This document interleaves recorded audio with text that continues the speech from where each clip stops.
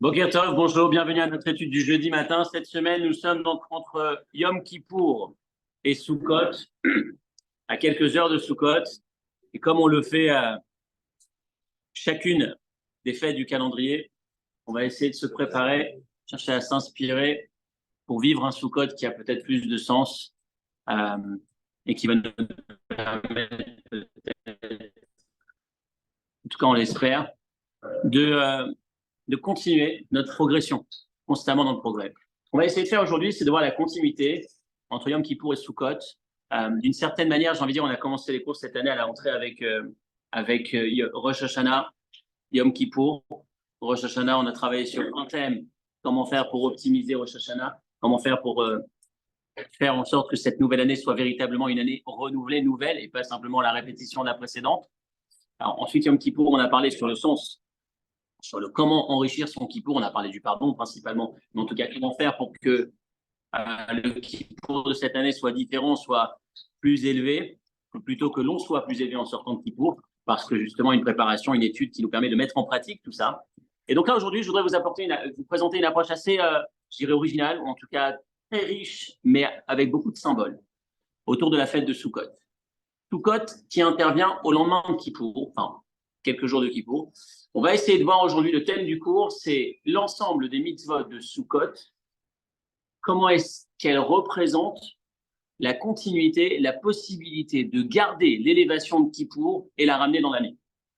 Donc, à Kippour, on est très, très élevé.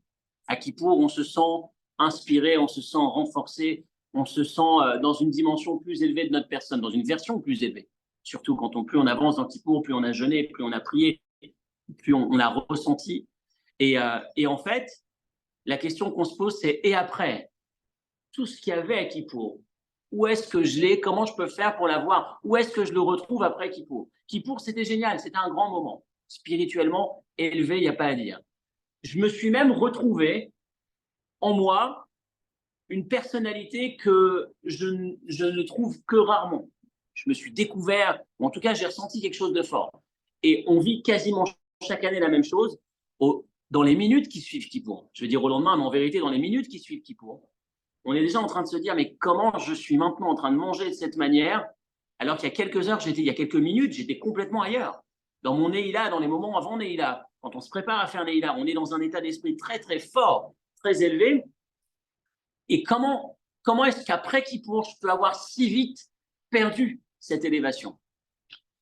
Et c'est ce qu'on va essayer de faire aujourd'hui, voir comment est-ce qu'on peut s'inspirer de la fête de Sukkot comme une recette, l'ensemble des symboles, des mitzvot de Sukkot comme une recette pour garder cette inspiration, garder cette hauteur et réussir à garder le cap tout au long de l'année, d'être vraiment une version plus élevée de moi-même. Arriver à persévérer, arriver à ne pas baisser les bras, à ne pas se laisser aller et retomber dans la routine de l'année dernière, mais faire en sorte que cette année soit véritablement une année nouvelle parce que je vais savoir, en étudiant les symboles de la fête de Sukkot, garder la grandeur de Kippour et l'emmener avec moi tout au long de l'année. C'est ce qu'on va essayer de faire tout de suite. Je répète que ce cours est dédié à Leilou Nishmat Abraham Ben Shmuel et Mesauda et à Leilou Nishmat Simi Bat Fortuné et pour le mérite de nos amis en général qui pourraient avoir besoin d'une bénédiction et d'un mérite, et en particulier à Chaim Ben Mazal Tov, qui toujours, on a une pensée pendant cette étude en particulier. Alors, on y va. Sukkot dure 7 jours, ce qui représente le symbole déjà, enfin 7 jours en Israël, en France on est sur 8, mais la fête de Sukkot c'est 7 jours, ce qui représente déjà les 7 jours de la semaine, ce qui représente les 7 émotions, quand on parle de Midot, ce qui est justement le symbole d'emmener Kippour dans les 7 jours de la semaine, dans le quotidien, dans le mode de vie classique de l'individu, le descendre ce qu'on avait de si élevé pendant Kippour, le ramener dans le monde, dans notre quotidien. Ça, c'est le premier symbole. On va avoir aussi, par exemple, le commentaire qui va nous dire que Srach, c'est le toit de la soukha. On appelle ça le Srach. Le Srach, ce feuillage, ces branches qui constituent le toit naturel de la soukha, a pour valeur numérique 100 Samer Kaf, 60, 20, 20, donc 100, le chiffre 100 qui correspond au symbole toujours des 100 sonneries de chauffard qu'on écoute à Rosh Hashanah. Donc le premier élément, c'est à Sukkot, on emmène les 100 sonneries dans les 7 jours de la semaine. On emmène l'inspiration de Rosh Hashanah dans les 7 jours de la semaine. Deuxième symbole aussi, toujours dans le même esprit un peu mystique, on va nous dire que la cabane représente ces colonnes de nuées, Hamoud Anan, la fameuse nuée qui apparaissait à la sortie des Kétorets de Kippour. Lorsque le grand prêtre entrait pour faire les encens spécial Kippour dans le Saint des Saints, il y avait écrit Be'anan et Raé à la Caporette. Il y avait une colonne de nuée qui a une sorte de nuage, de fumée qui apparaissait. Et là, Dieu se manifestait. C'est le symbole de Kippour qu'on retrouve dans le srach, dans la cabane de Sukkot. Donc on a ces deux éléments, ces deux symboles, je dirais, qui laissent entendre que Sukkot est le moyen de prendre l'inspiration, la hauteur de Rosh Hashanah et Kippour et les ramener dans les 7 jours de la semaine dans mon quotidien. Comment faire pour garder la hauteur de Rosh Hashanah et Kippour et l'emmener avec moi tout au long de l'année? On va essayer de le retrouver dans la Soukha. On va voir aussi un midrash qui cite le texte de Tehilim qui dit Kal atzmotai tomarna Hashem michamocha. Vous connaissez ce verset qu'on récite tous les Shabbat matin dans le Nishmat Kol Chai. Kal atzmotai tomarna Hashem. Kal atzmotai tomarna, l'ensemble de mes membres vont exprimer la grandeur de Dieu. L'ensemble de mes membres, le Midrash va dire, ça fait référence à la fête de Sukkot, où l'ensemble des membres sont représentés dans les 4 espèces de la Soukha. Alors je cite, c'est compliqué, c'est assez technique au départ, mais rappelez-vous que la chute, j'espère, elle sera en tout cas limpide. L'objectif, c'est d'arriver à avoir les idées plus ou moins claires, mais le départ, c'est toujours un peu flou. Donc voilà, je cite le Midrash énigmatique, un Midrash assez difficile en apparence, opaque, je dirais. Le début du Midrash est le suivant. Le hétrog représente le cœur. Je reprends, on a 4 espèces à Sukkot, ce bouquet que l'on secoue pendant les fêtes de Sukkot. Chaque jour des fêtes de Sukkot, à l'exception du Shabbat, on va secouer le loulav, la branche de palmier, qui est accompagnée de ces 2 feuilles, Arava, la saule et la myrte, Hadas, d'accord? Les feuilles un peu plus longues ou les feuilles un peu plus courtes, hein? Un peu plus longues, un peu plus étirées, ou l'autre qui est un peu plus courte. Et puis le hétrog, le cédra, qui est ce fruit qui vient s'ajouter au bouquet, mais qui forme finalement le bouquet complet. On a 4 espèces. Le Midrash nous dit, on va avoir, dans un premier temps, le hétrog représente le cœur. C'est vrai que physiquement, on peut imaginer que ça représente le cœur. Le loulav, la branche de palmier qui représente la colonne vertébrale, effectivement. On va avoir le hadas qui représente l'œil. C'est vrai que si on regarde cette petite feuille, elle peut faire un peu l'œil. Et puis on va voir la harava, c'est la même un peu plus étirée, qui représente la bouche. Et c'est vrai qu'encore une fois, si on regarde la feuille, on peut retrouver un peu une forme qui pourrait représenter la bouche. En tout cas, c'est ce que ce Midrash nous dit. Mais le premier problème quand on entend ce texte, c'est OK, mais en quoi est-ce que ces 4 membres représentent l'ensemble de mes membres? Je répète, on a commencé le Midrash par Atzmotai Tomarna, tous mes membres vont exprimer la grandeur de Dieu. Tous mes membres, c'est la fête de Sukkot et le loulav qui représentent l'expression de tous mes membres. Mais il n'y a pas tous mes membres, il n'y en a que 4. Première question. Deuxième partie de ce texte, autre Midrash, qui va nous dire que les 4 espèces représentent 4 individus. Alors, il y a celui que vous connaissez probablement, celui qui est plus dans l'étude, plus dans l'action, etc. Ce n'est pas de ça que je veux parler. Autre Midrash qui va nous dire que le hétrog représente Abraham. Le loulav représente Yitzhak. Le hadas représente Yaakov. Et la harava représente Yosef. C'est la première fois que j'étudie ce midrash, je vous avoue. Mais il est intéressant, en tout cas, je l'ai trouvé passionnant. Et la difficulté, je vais répéter, et la difficulté est de faire le parallèle entre le premier et le deuxième midrash. Donc, je reprends le premier rapidement. Hétrog, le cœur. Colonne vertébrale, le loulav. Hadas, l'œil. Et harava, la bouche. Ça, c'était le premier. Le deuxième, hétrog, Avraham, ce qui voudrait dire que Avraham, hétrog, le cœur. Ensuite, Yitzhak, ce serait la colonne vertébrale. On va voir pourquoi. Loulav, colonne vertébrale, Yitzhak. Puis ensuite, on aurait Hadas, l'œil, mais qui serait représenté par Yaakov. Et enfin, Yosef, notre quatrième, qui représenterait la harava, la bouche. Yosef, la bouche. C'est l'ensemble de ces midrashim, je vous disais au départ, assez énigmatique. Et bon, on va passer d'un cran encore l'énigme. C'est comment est-ce qu'on arrive à découvrir que Avraham est le hétrog. Je cite. Pour arriver à retrouver le hétrog dans Avraham, on va faire un chemin. Vous connaissez les chemins du midrash, comment ils appellent ça, les copier-coller ou les les xerashava, un mot par ici, un mot par là, puis tu colles les deux contextes, les liens hypertextes, enfin, toutes ces choses-là qu'on a dans le Talmud. J'y vais. Je cite. Accrochez-vous. À propos d'Avraham, il est dit Ve'Avraham Zaken Ba Bayamim. Avraham était Zaken, vieux. Vous savez qu'à un moment donné, il y a un verset qui raconte qu'Avraham était vieux, avancé dans les jours et qu'il n'avait pas d'enfants, etc., etc. Mais en tout cas, dans un verset, je trouve Avraham Zaken. Le mot Zaken associé à Avraham. Donc, Avraham est représenté, ou en tout cas, une des descriptions d'Avraham, c'est Zaken. Vieux, sage, intelligent, parce qu'il y a aussi le lien entre la sagesse. Mais ce qui est intéressant, c'est le mot Zaken. OK ? Puis ensuite, il y a une autre citation qui dit qu'un Zaken, je cite, Vehadarta pene Zaken. On a le commandement qui nous demande d'embellir ou de respecter le sage ou l'ancien. Mais le mot utilisé, c'est Vehadarta. Donc, Avraham est le Zaken, Avraham est le sage, l'ancien, le vieux. Ensuite, on a cette deuxième citation qui dit Zaken, Hadarta pene Zaken, il faut que tu sois Hadar avec un Zaken. Hadar qui signifie le respecter, le mettre en avant, l'embellir littéralement, mais ça veut dire le respecter. Et puis, on a une troisième citation qui vient reboucler le truc. La chose, c'est que le hétrog dans la Torah s'appelle Peri et Hadar. Hadar. Donc, Hadar, Hadarta, Hadarta, Zaken, Zaken, Avraham. Tu veux parler? J'attendais que tu dises. On est à 4 temps. On est à 4 temps de la déduction, mais on va essayer bien évidemment. Je vais le reprendre, mais on va essayer bien évidemment de comprendre le fond et c'est extraordinaire. Donc, je reprends. Donc, on commence par Avraham qui est Zaken. On a ensuite le Zaken à qui on a le devoir de Hadarta. Et on a le hétrog dans la Torah qui s'appelle Peri et Hadar, le Hadar, le beau fruit. Et donc, Hadar, qu'on retrouve dans Hadarta, qu'on retrouve dans Zaken. Donc, Avraham est égal hétrog. C'est en 4 temps. C'est vrai que ça a l'air, comme tu dis, on a l'impression qu'on a fait trop d'étapes. À 1, 2, je veux bien. À 3, ça passe ric-rac. À 4, c'est trop. Normalement, on a l'impression qu'on est parti trop loin. Tu as l'impression qu'avec ce mécanisme, tu pourrais tout connecter finalement.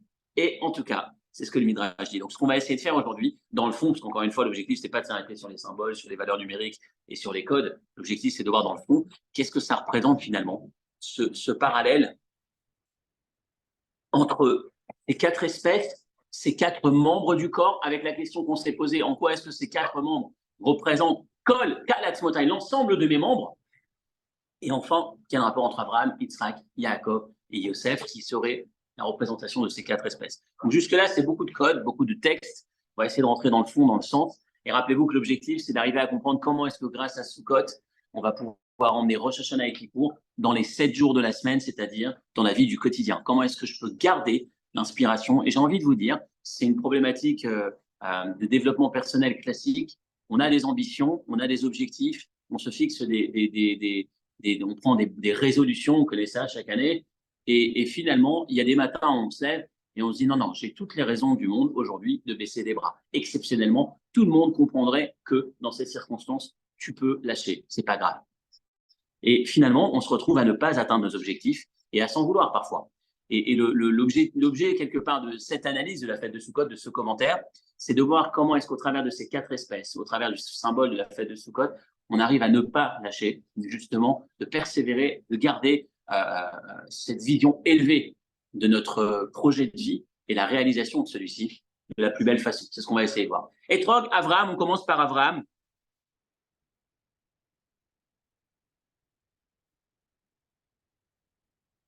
Quel rapport y a-t-il, encore un tout petit peu de mots et ensuite on va dans le fond, quel rapport y a-t-il entre le hétrog et le mot Hadar? Je répète, dans la Torah, le mot hétrog n'apparaît pas. Dans le verset, c'est écrit vous kartem lachem, vous prendrez pour vous, durant la fête de Sukkot, Peri etz Hadar, un fruit d'un arbre beau ou d'un fruit beau, peu importe. Mais Hadar, il y a une autre explication. Hadar, ça peut être soit Hadar la beauté ou Hadar celui qui habite, celui qui réside. Et en fait, nos maîtres vont nous dire que si tu regardes l'ensemble des espèces et tu cherches quel est le fruit qui peut résider sur son arbre sans ne jamais périmer, j'ai envie de dire, qui peut constamment rester et continuer à se développer, l'exception, même si je ne suis pas un expert, c'est le hétrog. C'est-à-dire, normalement, un fruit, il reste sur l'arbre le temps de son développement, puis ensuite, il doit tomber ou alors il va s'abîmer ou pourrir quelque part. Le hétrog, et c'est ce qui fait que vous avez des petits hétrogs, vous avez des moyens, vous avez des gros, vous avez même des très gros, c'est qu'il reste. Vous venez une première année, il peut rester, il peut faire une prochaine saison, il peut faire une autre saison, il reste. Hadar est égal, Hadar, il reste, il traverse les saisons, il reste sur l'arbre. Et bon, forcément, on entend tout de suite où est-ce qu'on veut en venir. La première des choses, ce qu'Abraham va nous enseigner dans son parcours de vie, si je veux réussir à emmener mon Kippour et mon Rosh Hashanah tout au long de l'année, et ça rejoint un peu le cours qu'on a fait avant Rosh Hashanah, c'est me fixer une chose, réfléchir. Qu'est-ce qu'à Kippour, sur quoi je réfléchissais, je méditais à Kippour? Quelle est cette petite chose de concrète pour laquelle je vais me battre tout au long de l'année? Je vais me battre. Je ne vais pas lâcher. Hadar, c'est ce fruit qui reste sur l'arbre, qui arrive à dépasser les tempêtes, qui arrive à dépasser les différentes saisons. Il peut se retrouver devant la grêle, la pluie, en tout cas les vents forts, parce que la pluie, c'est peut-être pas son plus grand ennemi, mais la grêle ou les vents forts, il reste quand même. Il persévère, il ne lâche pas. Si je veux sortir de Kippour et que mon Kippour m'accompagne toute l'année, que je ne reste pas avec Kippour, c'est extraordinaire, mais l'année, elle n'a plus rien à voir, il me faut réfléchir à une chose. Et j'ai envie de vous dire, plus cette chose est petite, plus il y a des chances que ça fonctionne. Cette chose petite que je cherche à concrétiser, c'était une idée que j'avais pendant Kippour. J'étais en train de faire ma prière, je me suis dit, en quoi est-ce que je vais changer cette année? J'ai réfléchi, j'ai été inspiré, peu importe pour quelle raison, peu importe pour quel passage de la prière, peu importe à quel moment, j'ai ressenti l'envie d'évoluer. Et je me suis dit, tiens, ce serait bien que je progresse sur ce sujet, sur ce détail. J'essaye de me raccrocher à cette idée et de dire, je continue, je ne lâche pas. Je ne lâche pas, je persévère, je me lève tous les matins et je cherche à mettre en œuvre cette chose-là. Et là, on va partir de Hadar à Zaken. Rappelez-vous notre parallèle un peu complexe. Hadar, le vieux. Quel rapport avec le vieux et Hadar? Parce que le jeune, et vous avez tout un commerce aujourd'hui qui cherche à garder l'individu jeune, qui vous vend du rêve, qui vous vend tout ce qu'il faut pour que vous puissiez rester jeune. Parce que l'esprit de l'individu dans la société classique, je dirais, c'est de se dire, plus c'est jeune, plus ça crée des sensations et mieux je me sens. Mais en vérité, c'est éphémère. Le vieux, l'ancien, c'est celui qui a compris, qui a passé du temps, qui a mené des combats, qui a dû se battre pour maintenir le cap. Combien d'épreuves il doit faire face, celui qui avance dans sa vie, pour garder ses valeurs, pour combattre pour ses valeurs. Le Zaken et le Hadar, il y a un lien tout à fait étroit, ce n'est pas juste une question de mots, comme on disait tout à l'heure. Le Zaken est celui qui est dans cette véritable beauté. Rappelez-vous que le mot Hadar veut dire beauté, mais que le mot Hadar veut dire celui qui réside, qui reste dans l'arbre tout au long de l'année. Parce que la véritable beauté, la vraie, pas l'éphémère, c'est pas celle qui vient, qui m'excite, entre guillemets, parce qu'elle crée des sensations fortes. C'est celle qui me permet justement de persévérer, celle pour laquelle je me suis battu, j'ai persévéré, j'ai pas lâché, chose par chose, jour après jour, qu'il pleuvait à l'extérieur, qu'il neigeait à l'extérieur, je gardais la chose, je me battais pour cette valeur. Et c'est là où je deviens ancien et j'acquiers cette vraie beauté. Et c'est ça l'histoire d'Abraham, c'est ça le cœur quelque part. Quand est-ce qu'une valeur devient une valeur pour laquelle je mets mon cœur dedans? Quand je me suis battu pour elle. Quand jour après jour, j'ai persévéré, je n'ai pas lâché, ça devient une valeur qui me définit, à laquelle je suis totalement attaché, qui transpire quelque part. On passe à côté de moi, on sait que c'est ma valeur. Parce que jour après jour, je me donne pour cette valeur, je ne lâche pas. Et c'est ça, effectivement, le parcours de la vie d'Abraham. Abraham grandit dans une famille où tout le monde est opposé à la croyance en un Dieu unique. Ses frères et sœurs, ses parents, Nimrod, le roi dans lequel il est, dans le quartier dans lequel il est. Il va combattre seul contre tous. Vaïssa Abraham alors Venasso à Anegba, le texte nous dit, une fois qu'il a eu cette valeur, une fois qu'il a eu cette chose à laquelle il tient, il n'a jamais lâché. Il continue, il continue, il continue. Il arrive en Égypte, sa femme se fait enlever, il continue. Il arrive, c'est la famine, il continue. Toute sa vie, il continue les fameuses 10 épreuves massives auxquelles Abraham a été confronté et il ne lâche pas. Abraham, c'est le symbole du cœur, le hétrog, Hadar, l'ancien, le sage. Tous ces thèmes sont finalement totalement connectés. Et c'est pour nous le message le plus fort, en tout cas le premier message.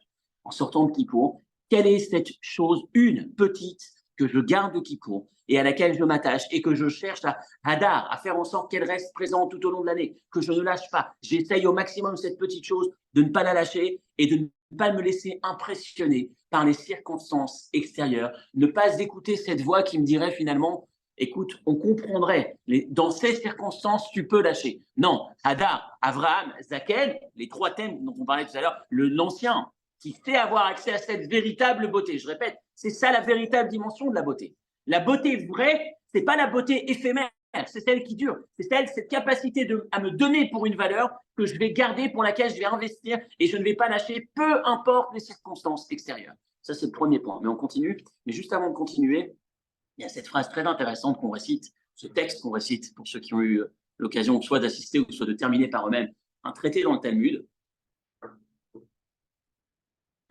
En apparence, on peut ne pas y prêter attention. Pardon.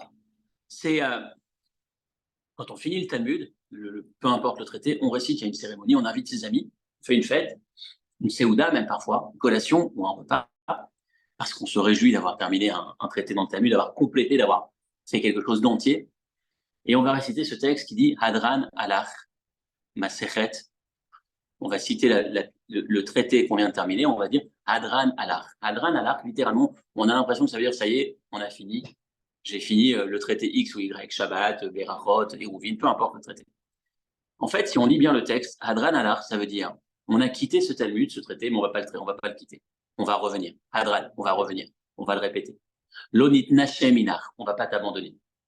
Le secret de cette fête qu'on va faire avec nos amis, parce qu'on a conclu un traité du Talmud, c'est qu'en ce traité, j'ai compris que la chose, c'était pas juste de passer et d'oublier, c'est de continuer de réviser, de réviser, de réviser. Pourquoi? Parce qu'à chaque fois que je reviens, un peu comme ce Hadar, qui persévère, qui reste sur l'arbre, qui continue, qui lâche pas, à chaque fois que je reviens, je m'approprie davantage, je m'associe et je vibre, si on peut dire. J'intègre davantage le message. À l'époque du Talmud, chaque texte était révisé 100 fois. Et celui qui révisait 100 fois était considéré celui qui ne travaillait pas. C'est 101 qui faisait la différence parce que c'était changer de sa nature. On répète, on répète, on répète. Hadar, qui veut dire aussi cette forme de, dans un sens de répétition. Hadran, le Hadran de la fin du Masechet, toujours ce même lien, notre premier point du jour. Si je veux garder l'inspiration de Rosh Hashanah et Kippour, si je veux que cette année ce soit différent, première chose à retenir, c'est cette persévérance quelque part, cette petite chose que je garde de mon esprit de Kippour, de mes méditations de Kippour, de mon inspiration de Kippour, de concret, et pour laquelle je vais décider de mener un combat presque, de me battre tous les jours, peu importe les circonstances, pour ne pas lâcher, pour persévérer. On arrive ensuite au deuxième temps. Le deuxième temps, c'est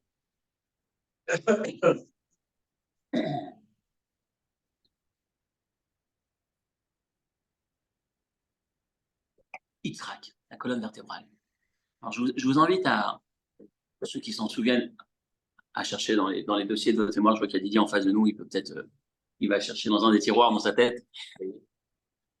Un cours qu'on a fait, je crois que c'était il y a 2 ans, sur Yitzhak. Yitzhak, on dit sur lui que c'était Gvura, la force. Je reprends en quelques instants, en quelques mots le résumé du cours. Yitzhak, on disait que c'était Gvura, la force, le symbole de la force. Et pourtant, on se posait la question, Abraham s'est battu. Abraham s'est battu contre Nimrod. Abraham a été jeté au feu dans la fournaise. Abraham s'est battu pour ses valeurs. Entre parenthèses, c'était notre premier message, se battre, ne pas lâcher, etc. Mais Yitzhak n'a pas l'air de se battre. Rappelez-vous l'histoire d'Yitzhak, il creuse un trou, il a accès à une source d'eau, une source de valeur inestimable. Excusez-moi, s'il y a quelqu'un qui peut, il y a un micro ouvert que je ne vois pas. Si vous pouvez le couper, ce serait super. Il a accès à une source de richesse inestimable, l'eau à l'époque, et encore aujourd'hui, mais à l'époque c'était forcément particulièrement important. Et les serviteurs d'Avimelech lui disent non, t'as volé, on veut pas, on va se battre avec toi, on va te faire fermer ce puits. Qu'est-ce qu'il fait Yitzhak? Il s'en va, il va creuser un autre puits. Et les serviteurs d'Avimelech reviennent et se battent encore avec lui. Qu'est-ce qu'il fait Yitzhak? Il se replie, il s'en va. Abraham, Yitzhak est en train de ressortir les trous que son père avait fait, etc., etc. Il se fait voler ces trous. Et la seule chose qu'il fait en réaction, c'est je me replie, je m'en vais. Et c'est ça que tu appelles la force. En fait, ce qu'il fait Yitzhak, c'est céder à n'importe quel obstacle quelque part. Pas céder, mais se replier, se retirer, partir. On avait ce qu'on avait abordé dans ce fameux cours, c'est qu'on a l'impression que c'est tout sauf de la force, en fait. On a l'impression que c'est de la faiblesse. Où est-ce qu'on voit ton courage d'affronter, de combattre? Abraham, on a l'impression que c'est la force. Abraham, on nous dit que c'est la gentillesse, la bonté. On nous dit que c'est Yitzhak Gvura, la sévérité, la force, fermeté. Mais on n'a pas l'impression qu'Yitzhak se batte, pour quoi que ce soit. Et on avait répondu. Et retenez ce mot, ce sera notre deuxième clé pour arriver à réussir, à passer le cap et faire en sorte que cette année soit plus grande en s'inspirant de Rosh Hashanah et Kippour. Le deuxième mot, Yitzhak, c'était que la véritable force, c'est de ne pas laisser, de ne pas donner les clés de sa paix et de son bonheur intérieur à son adversaire. Lorsque je combats quelqu'un, lorsque j'entre en camp, lorsque mon bonheur ne peut être considéré comme entier que lorsque j'ai combattu mon ennemi, ça veut dire que c'est mon ennemi qui détient la clé de mon bonheur. Autrement dit, mon bonheur n'est que circonstanciel. C'est tant que l'autre est abattu, tant que j'ai gagné le combat, que je peux me sentir bien. Mais tant que l'autre n'est pas complètement abattu, et même s'il est abattu, j'ai gagné le combat, on ne sait jamais, peut-être que demain il va se réveiller, et dans quel cas il va à nouveau me redéstabiliser. On avait expliqué qu'il y avait une gvoura, il y avait une forme que Yitzhak nous transmettait, une forme de fermeté ou de force, pardon, une forme de force, qui consiste à dire, je suis le seul, je me focalise quelque part sur ma mission sur Terre, et je ne laisserai personne d'autre à l'extérieur déterminer le cours de ma vie. Ça ne veut pas dire qu'il ne se bat pas. S'il faut faire une guerre, je fais cette guerre. Mais je ne fais pas dépendre mon succès, mon bonheur de la réussite de cette guerre. Je me bats de manière assez détachée. Et la situation exige une riposte, une réplique. Je réplique, je fais répliquer. Je ne m'investis pas corps et âme d'une certaine manière. Je ne me laisse pas impressionner par l'impact de cette guerre. Et c'est cette dévoura que Yitzhak nous mettait en avant, c'est ce qu'on avait développé donc, sur tout un cours, que je reprends juste simplement l'idée. Et c'est ça le sens de la colonne vertébrale. La colonne vertébrale, c'est cette stabilité intérieure, à nouveau, qui permet à ma vie de ne pas être déterminée exclusivement par l'extérieur. Parce que les autres vont penser, parce que les autres vont me dire, parce que les autres vont réagir. Mais je reste, je sais que ma vie a une direction. Je sais que que j'ai une mission sur Terre. Je reprends mon point numéro 1, je me suis fixé un élément qui constitue cette chose sur laquelle je vais m'attacher, je vais persévérer, Hadar comme le Hétrog. Je ne vais pas lâcher, je ne vais pas me laisser impressionner, je vais continuer à combattre, je vais réaliser cette chose. Mais en parallèle, je fais en sorte que cette chose représente ma colonne vertébrale. Je sais que je vis ma mission, je ne passe pas ma vie à réaliser la mission que les autres voudraient que je réalise. Rappelez-vous cette phrase énigmatique à nouveau du rabbi de Kotsk. Je vais vous la faire en français, mais à la base, elle est en yiddish, elle est très sympathique. Mais la formule, c'est « Si je suis moi parce que tu es toi, et tu es toi parce que je suis moi, alors je ne suis pas moi et tu n'es pas toi. » Ça vient pas. Hein? En yiddish, c'est quoi? Encore une fois. Ey bir binir, weil du bist du. Und du bist du, weil binir, bin ich nicht ich, und du bist nicht du. Ça vous plaît? C'est un peu. Bien, good, bravo. Si je suis moi parce que tu es toi, et tu es toi parce que je suis moi, entre parenthèses, c'est très souvent la vision de la société aujourd'hui. Tolérance, ouverture, tu dois considérer l'autre. On se perd au nom de la place qu'on laisse à l'autre. Alors qu'en vérité, je reprends la suite de la formule, si je suis moi parce que je suis, et tu es toi parce que tu es, alors on est, et on peut commencer à communiquer. On peut échanger, on peut s'enrichir. Mais si mon existence ne dépend que de ton existence, il n'y a rien. La colonne vertébrale, c'est me rappeler que si je passe ma vie à réaliser le destin qu'un autre a souhaité, mon destin restera de côté. Personne ne s'en occupera. J'ai une mission sur Terre. Et plus j'intègre cette idée, Yitzhak, Gvura, le message de la vie d'Yitzhak, moi, je suis sur Terre pour quelque chose. Ce n'est pas les serviteurs d'Avimelech qui vont me déstabiliser. Si ma mission n'est pas là, je vais à côté. Je ne me laisse pas déstabiliser par ce qui se passe à l'extérieur. Ma vie n'est pas circonstancielle, c'est toujours le même message. Il y a une paix, il y a une force intérieure. Un peu comme je reprends le premier point sur les drogues qui reste sur l'arbre. Peu importe ce qui se passe à l'extérieur. Je ne suis pas à la recherche de sensations fortes. En hébreu, il y a cette expression rigushim ou regesh. Regesh, c'est plutôt l'émotion profonde. Et rigushim, c'est l'émotion éphémère, l'excitation. J'ai envie de ressentir quelque chose. On est dans un monde où on cherche un maximum de vite, ici et maintenant. Alors qu'en vérité, le Zaken, l'ancien, pour reprendre le premier point, je saute entre les deux. Le premier point, le Zaken, l'ancien, c'est celui qui a compris que le vrai plaisir, le vrai bonheur, c'est l'élément, la valeur, l'élément authentique pour lequel j'ai passé ma vie à me battre. Et je me bats parce que c'est authentique, parce que c'est vrai, parce que c'est moi. Et je passe au point 2. Et j'ai cette stabilité. Je ne me laisse pas déstabiliser par le moindre vent, par le moindre esprit extérieur qui chercherait à me redéfinir. Et on passe au troisième point. Le troisième point, c'est Yaakov. Yaakov, l'œil. C'est extraordinaire. L'enchaînement est très joli aussi. Yaakov, c'est l'œil. Yaakov, on a cette phrase très intéressante où il va épouser Rachel. C'est la première fois que je m'arrête sur cette question, que je découvre cette question. On ne s'est jamais arrêté dessus. Il va voir Lavan, son oncle. Lavan, on sait que c'est un truand. Okay, on le sait. Il va lui placer Léa à la place de Rachel. Écoutez la négo. Il arrive, il lui dit t'es chez moi, peut-être que tu peux travailler. Quel est ton salaire? Pardon, tu travailles chez moi, je ne vais pas te faire travailler gratuitement, je vais te payer. Donne-moi quel salaire tu voudrais. Et il dit écoute, tu sais ce que je voudrais? Travailler pour ta fille, pour épouser ta fille, 7 ans. Et vous remarquerez que Lavan dit écoutez la phrase de Lavan. De toutes les façons, il vaut mieux que je te la donne à toi qu'à un autre. Je n'aurais jamais donné ma fille à un de ces voyous. C'est sûr que je préfère te la donner à toi. Et il accepte l'offre sans négocier. Normalement, un truand, tu dis 7 ans, il va passer à 8, 9, 10, il va au moins négocier. Et là, tu te poses la question, Yaakov, tu as 2 éléments dans ce que tu viens d'entendre. Premièrement, il te la donne, il veut te la donner. À la rigueur, il t'aurait payé pour la prendre. Pourquoi tu proposes 7 ans? Pourquoi tu ne proposes pas 1 an, 2 ans? Et ton offre est tellement importante, et tellement c'est délirant, j'allais dire, complètement disproportionnée, ou en tout cas, en hébreu, enfin, l'expression t'es un novice, t'es un novice, t'es un bleu. T'es un vrai bleu. Tu proposes 7 ans, t'as proposé tellement qu'ils tentent même pas de négo, ils disent vas-y avec plaisir. Qu'est-ce qui se passe? Tu aurais pu commencer par demander 1, 2, 3. Peut-être qu'après, ils seraient montés avec toi, tu aurais accepté 6, même si tu aurais accepté 7, mais dès le départ, tu pars sur 7. Il va lui dire, on va dire, les 7 ans sont passés tellement vite comme quelques jours, tellement il l'aimait. En vérité, tellement il l'aimait, aurait dû faire passer quelques jours comme 7 ans. Quand on aime quelqu'un et qu'on n'a pas accès à ce quelqu'un, chaque jour, c'est l'éternité. Et là, bizarrement, il aime, il travaille 7 ans, et 7 ans, c'est comme quelques jours. Normalement, 7 ans comme l'éternité. Et c'est deux questions.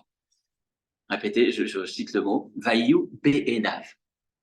À ses yeux, ces 7 ans sont passés comme quelques jours. Et Enav, on parle de l'œil, Yaakov, le Hadas, l'œil. Yaakov, l'œil, la vision.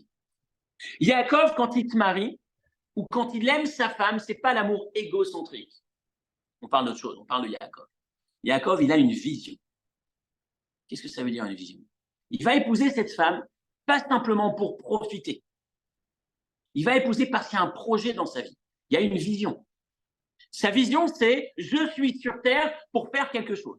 Ce quelque chose, en l'occurrence pour Yaakov, c'est construire, fonder le peuple juif, les 12 tribus, etc. Donc, il voit plus loin que simplement, il y a une fille qui me plaît, je voudrais me marier avec elle, je l'aime et on s'arrête ici et maintenant. Troisième temps dans notre réflexion, après avoir persévéré sur une petite chose, avoir une colonne vertébrale, ne pas se laisser déstabiliser et savoir être plein de cette consistance, quelque part, de mon projet, de ma mission sur Terre. Troisième point, c'est regarder plus loin, être capable d'avoir une vision. Ce que Yaakov a, c'est je dois construire le peuple juif. Pour construire le peuple juif, il faut travailler 7 ans. Le symbole de ce travail de 7 ans, c'est travailler sur le chiffre 7, les 7 attributs, le 7 en général, travailler, préparer la construction du peuple juif. Et quand tu as une vision, quand tu as un objectif, les 7 années, elles passent comme quelques jours. Vaïou Be'enav, à partir du moment où il y a Enav, à partir du moment où il y a un regard qui va au-delà du ici et maintenant, à nouveau, toujours le même thème, toujours la même idée. Soit je regarde l'excitation du moment, le plaisir instantané, le côté éphémère, et la mince, je n'ai pas accès à elle, ça prend du temps, c'est long, c'est dur, j'en peux plus. Ou soit je regarde à long terme, qu'est-ce que je recherche? J'ai une vision, il y a un projet qui vient bien au-delà de l'instant présent. Et je suis capable d'investir 7 ans pour l'avenir. Et pour nous, c'est une leçon extraordinaire. Combien est-ce qu'on est capable aujourd'hui de nous dire l'objectif que je veux à 7 ans? Je veux que mes enfants grandissent comme il faut. Je voudrais voir mon enfant qui a 2 ans, 3 ans. Je voudrais le voir maintenant à 18 ans, un adulte épanoui. Je voudrais le voir un adulte équilibré avec des valeurs. Je voudrais le voir. Il y a plein de choses. Alors, comment ça se passe généralement? Aujourd'hui, je suis occupé, je travaille. Aujourd'hui, j'ai mes problématiques du moment. J'essaye de les passer comme il faut. Et puis, quand il aura 18 ans, j'espère que ça marchera. Ou en tout cas, je me poserai les problématiques de 18 ans. Si je vois qu'il n'a pas les bonnes valeurs, j'essaierai de recadrer. Mais en vérité, le message de Yaakov avec cette vision, c'est soit capable d'entreprendre ou de t'engager ou d'investir maintenant pour des éléments dont tu verras peut-être les fruits que dans 7 ans. Et quand on parle de couple, et quand on parle d'éducation, quand on parle d'harmonie dans le couple, quand on parle de communication dans le couple, c'est pas, le résultat, il n'est jamais instantané. On n'est jamais à la recherche d'un résultat instantané. On doit aussi, dans cette perspective de sortie de recherche d'un Kippour, je veux pouvoir avoir ce résultat, il faut que j'ai cette vision. Garder cette vision, c'est me poser la question en sortant de ce Kippour, qu'est-ce que je veux durablement voir évoluer dans ma mission sur Terre? Qu'est-ce que j'intègre? Premier point, je reprends mon Avraham, c'est la petite chose sur laquelle je persévère. La colonne vertébrale, cette stabilité intérieure de je sais qui je suis, je ne me laisse pas déstabiliser par l'extérieur et j'ai maintenant cette vision. Où est-ce que je veux aller? Quels sont les changements, quels sont les investissements que je vais faire maintenant pour améliorer ma personne, pour améliorer ma personne, je dirais, religieuse, si je vais étudier un peu plus aujourd'hui, pour qu'effectivement, d'année en année, je me sente davantage concerné et sensible au projet de la Torah. Parce que justement, je m'investis dans l'étude. Mais c'est maintenant que ça se passe. Si je veux que ça dure et que ça progresse, je veux que ma famille soit plus forte, c'est maintenant que je dois faire un investissement. Même si je ne vais pas voir les fruits tout de suite, mais c'est maintenant que j'essaie, avec cette vision, de changer, de faire évoluer le quotidien. Et c'était notre troisième point, Yaakov. Et on arrive enfin à Yosef. Hein? Dans ce que j'ai expliqué de manière assez mystique, c'est que 7, ça représente les 7 émotions, ça représente le cycle plus ou moins la base de la nature ou du monde. Si Yaakov, il a comme mission de construire le peuple juif et de faire évoluer le monde, il y a un travail à faire en préalable, en préparation, c'est travailler sur l'ensemble des midotes, travailler sur l'ensemble de ma personnalité, la personnalité, si on peut dire, globale du monde, ou de la constitution à venir, future du peuple juif. Encore une fois, c'est plus un symbole, mais c'est cette idée de, il y a une préparation, je m'investis dans cette préparation parce que j'ai la vision quelque part. Donc, il propose le 7 ans à son futur beau-père, pas parce qu'il est dans une négo, parce qu'il sait que ce mariage, et d'ailleurs, enfin, je continue, parce qu'il sait que ce mariage, il est pas juste la consommation d'une envie ou d'un désir, mais c'est une véritable construction. Et d'ailleurs, j'enchaîne, quand il va à un moment donné dire à sa femme, ça y est, on s'en va. Maintenant, j'ai fait fortune, on s'en va. Qui est-ce qui va dire, vous connaissez beaucoup de gens qui disent, j'ai fait fortune, je cartonne en ce moment, bah, c'est le temps de partir, de devenir nomade. Qui est-ce qui fait un truc pareil? Mais Jacob, il le fait parce que sa vision, elle est la même du début jusqu'à la fin. Mon avenir, mon objectif, c'est pas d'amasser, de gagner et de devenir riche. C'est pas de devenir puissant et influent. Mon avenir, c'est de construire le peuple juif. Est-ce que mes enfants, dans l'environnement de Lavanne, le truand, Lavanne, et tout ce que ça représente, et l'idolâtrie, etc., est-ce qu'ils sont dans l'orientation à la bonne place de la vision que j'ai? Et donc, ça nécessite de faire des choix, je l'ai fait. C'est toujours le même plan, quelque part. Parce que je ne regarde pas simplement, je ne suis pas simplement dans l'attente de la satisfaction instantanée, celle qui effectivement comble et gratifie davantage au moment T, mais à l'avenir, sur la durée, c'est pas ce que je recherche. Et enfin, le dernier point, c'est Yosef. Yosef, il est esclave en Égypte. Il s'est fait vendre. Il arrive chez Potiphar. Rappelez-vous, il est chez Potiphar. Et Potiphar lui donne tout entre les mains. Le verset dit à 2 reprises, Vaïli ish matzliach. Yosef était quelqu'un qui avait la réussite. Chez Potiphar, il avait la réussite. Et Rachi va dire pourquoi. D'où on savait qu'il avait la réussite. Où est-ce que ça s'exprimait? Comment est-ce qu'il attribuait ça? À quoi est-ce qu'il attribuait ça à Potiphar? Et Rachi va dire parce qu'il y avait toujours le nom de Dieu présent dans sa bouche. Potiphar s'apercevait qu'à chaque fois qu'il demandait quelque chose à Yosef, c'était oui, grâce à Dieu, avec l'aide de Dieu est présent. Et c'est ça la réussite de Yosef. Yosef, c'est dans un environnement difficile, je choisis malgré tout les mots que j'utilise, la parole que j'utilise. Arava, rappelez-vous, la feuille de Saul, c'était cette feuille un peu allongée qui représente le symbole de la bouche dans le premier Midrash. Yosef, c'est celui qui fait attention aux mots qui sortent de sa bouche. Yosef, c'est celui qui, juste avant de devenir vice-roi d'Égypte, quand il va sortir de prison, le Midrash raconte que Gabriel est venu, l'ange lui a appris les 70 langues. L'histoire classique, qu'on connaît quand on étudie, je dirais enfant, c'est que les rois d'Égypte devaient connaître impérativement toutes les langues, 70 langues. Donc, comme il allait devenir vice-roi d'Égypte, il allait accéder à des fonctions, il fallait qu'il soit à la hauteur de négocier avec le pharaon, parce que le pharaon connaissait 70 langues. D'ailleurs, il ne connaissait pas l'hébreu, c'était le moins qu'il avait par rapport à Yosef, etc., etc. Mais il y a autre chose dedans. Il y a Yosef qui investit sur la langue, qui investit sur sa communication, qui fait attention aux mots qu'il utilise. Parce que les mots qu'on utilise, rappelez-vous, Dieu a créé le monde avec des paroles. Baruch She'amar Ve'haya Haolam. Dieu a parlé et créé le monde. Rappelez-vous que les mots qu'on utilise, les paroles qu'on va prononcer, ce sont des paroles créatrices. La parole crée. Et enfin, le dernier cap dans notre progression, c'est faire attention à utiliser le bon langage. J'ai une vision, j'ai un projet, je suis stable avec cette colonne vertébrale bien stable, je persévère, je ne lâche pas, je sais me battre pour quelque chose qui compte, etc., etc. Et je fais attention, j'ai conscience des mots, de ma manière de parler. Est-ce que les mots que j'utilise sont positifs? Est-ce que ce sont des mots qui révèlent le positif de l'autre? Est-ce que je suis en permanence? Est-ce que j'ai conscience de l'impact de la parole? Et ce sera notre dernière étape dans notre processus pour pouvoir garder de Rosh Hashanah et Kippour tout au long de l'année. Je reprends le premier mot qu'on a cité du Midrash, Kol Atzmotai ou Kal Atzmotai Tomarna. L'ensemble de mes membres vont exprimer. On a dit quel rapport entre les 4 membres, le cœur, la colonne vertébrale, les yeux et la bouche. En quoi est-ce que c'est 4? C'est l'ensemble de mes membres. Réponse, parce que si je travaille sur ces 4 temps, sur ces 4 outils, sur ces 4 symboles dont on vient de parler, c'est toute ma personnalité qui est impactée. Kal Atzmotai, c'est toute la structure de ma personne, de mon corps qui évolue différemment. Et c'est ça le secret quelque part. En sortant de Rosh Hashanah et Kippour, cette élévation, on a vibré, on a peut-être ressenti. Si on veut que ça puisse nous permettre de grandir, de progresser, de vivre une année nouvelle dans le sens différent de l'année dernière, il y a de quoi réfléchir sur l'ensemble de ce process, en commençant par choisir cette petite chose qui a traversé mon esprit à Yom Kippour, cette petite idée que j'ai peut-être souhaité, sur laquelle j'ai souhaité progresser, cette décision qui me paraissait intéressante à mon niveau de mettre en œuvre et de dire cette chose, et je répète,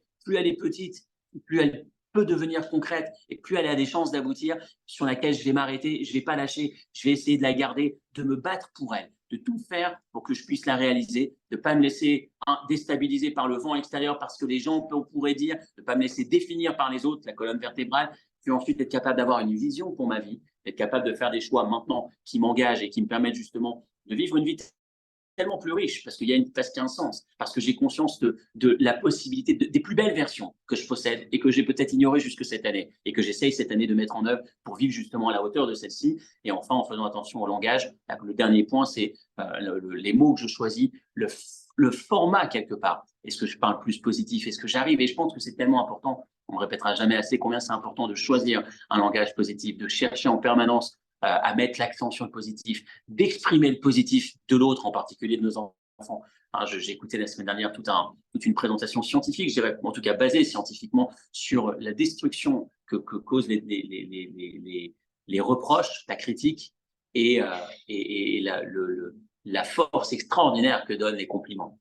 Et surtout quand on construit un enfant, je dirais un enfant, un jeune, un ado, et on le voit. Hier, j'enseignais à des adolescents et je raconte une histoire qui touche un peu. Puis à un moment donné, j'ai demandé à un élève de s'exprimer, puis il me dit, je lui demande de me faire le résumé de ce qui s'est dit. Et il me dit cette l'histoire qui mettait en avant justement la force, ou en tout cas qui renforçait l'individu. Je dis ça, je l'ai bien retenu, elle m'a beaucoup plu. Et chaque fois qu'on dit un mot positif, à un jeune en particulier, c'est un cadeau qu'on lui fait pour l'avenir. Quand on parle de vision, on ne sait pas combien ça l'aide à dépasser ces petites ou plus importantes peurs auxquelles il pourrait être confronté par la suite, qu'on puisse vivre une fête de Sukkot à la hauteur et surtout embarquer avec nous toute cette force de Rosh Hashanah et Kippour. Chag Sameach, il n'y aura pas cours la semaine prochaine, c'est Sukkot, mais on se retrouvera à Shabbat Bereshit, si Dieu veut, pour reprendre l'année.